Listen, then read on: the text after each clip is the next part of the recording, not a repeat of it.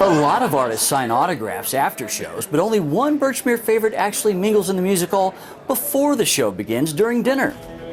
Guitar hero Bill Kirchen feels at home at the Birchmere. They're my buds. Half these people I know, really. I lived here for so long. I lived here from 1986, just a couple of years ago, until just a couple of years ago. So I know a zillion people, some of them very well, some of them just by face from coming here.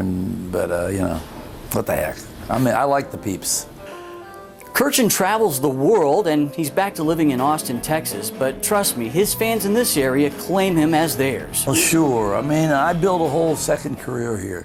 This is the place I moved and started playing under my own name and really started a whole second career, so I do consider this really a home. And the Birchmere was very important for me in doing that. It was like the national, you know, touring club that I was able to play as a local. So when you first came here, the Birchmere had already been up and running for 20 years. I know, man. I mean, I didn't get to see the first or second Birchmeres, I guess. The first Birchmere I got to is the one right up the street in Mount Vernon.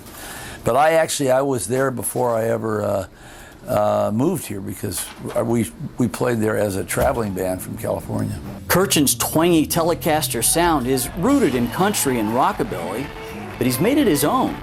Well, I think that's just a natural process. When I started getting, I mean, it's just a process that started with playing trombone classically. You know, you get a certain amount of music in your head just from growing up and listening to stuff. And then I got really excited by folk, what was called the folk music scene back in the 60s. And I saw all the great old-timey and blues players and played acoustic music.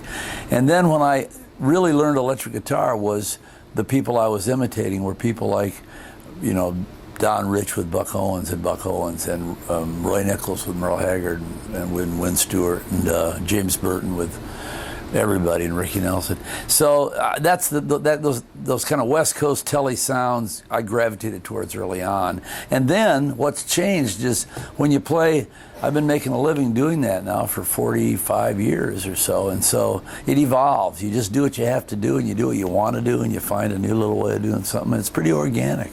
I never sat down and went, I shall advance the sound of the Telecaster. Do what you try to not. I always tell people, I say, here's what you do if you want to try to get better at this. You get your guitar, you get on stage, and just for that night, you do what I do, which is try not to suck. Bill Kirchen, Backstage at the Birchmere.